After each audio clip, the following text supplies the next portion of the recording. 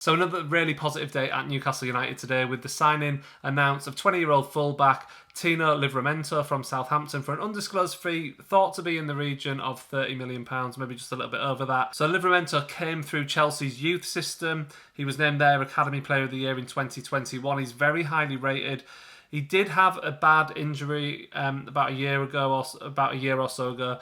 He did his ACL, so that's a little bit of a worry against his name, I suppose, but hopefully he's young enough to kind of recover from that well, and that shouldn't affect him too negatively. He's very, very highly regarded, but he is a right back, and that kind of leaves the question, what is going on with the squad here? Because obviously Howe has bought him because he obviously believes in him maybe longer term. Let's have a look at the strengths and weaknesses of our squad. We'll start with the weaknesses, and then we'll move on to the positives that I see. The defence for me is overall our main concern now, having done the business we've done so far in the transfer window. The issue we've got in particular, I think, is at centre-back and left-back. Now, obviously, signing Livramento is great, but he's predominantly a right-back, so that doesn't fill that issue of the left-back situation. Now, this is not, again, not having a go at Dan Burn here or even Matt Targett. Burn did a great job for us last season at left-back.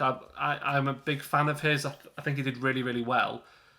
But he was targeted, and there were times against better teams when he looked a bit exposed, and that worries me going into this season that we're still kind of exposed at left-back. Howe went with Burn ahead of Targett, and I don't see any reason why that will change this season. And so you have to think, right, well, if Burn's our best option at left-back, surely we should be targeting a left-back who is, an actual left-back.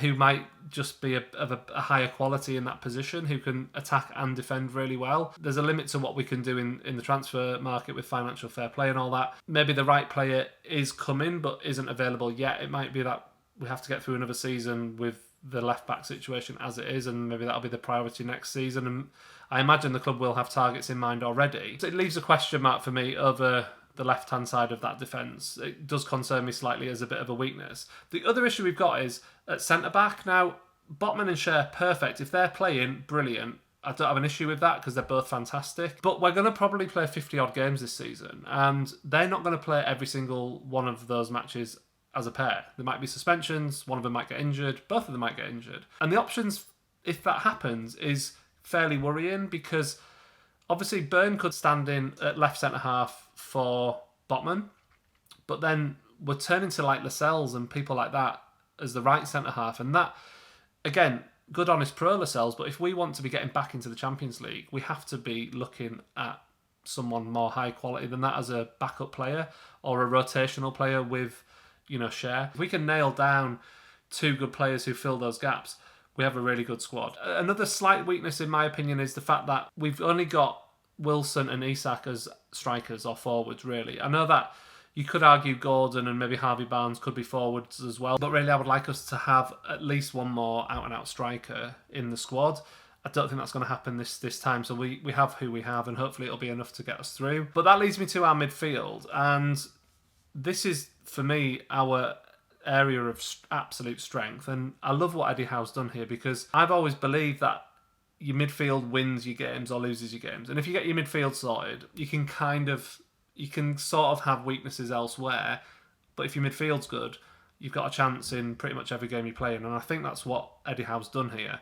So obviously we've got Bruno, who we all know is fantastic. But we've also bought in Tonali, who is going to complement Bruno really, really well. And they're both really, really high quality players. It should give us enough quality to unlock defences in games. Tonali's likely going to be a more defensive player, which might see Bruno pushing forward a bit more, because obviously last season Bruno ended up sitting more deeply, which isn't really what he wants to do. So hopefully with Tonali coming in, that will allow Bruno to be more expressive and free when he's in the creative attacking sense. And that's really exciting.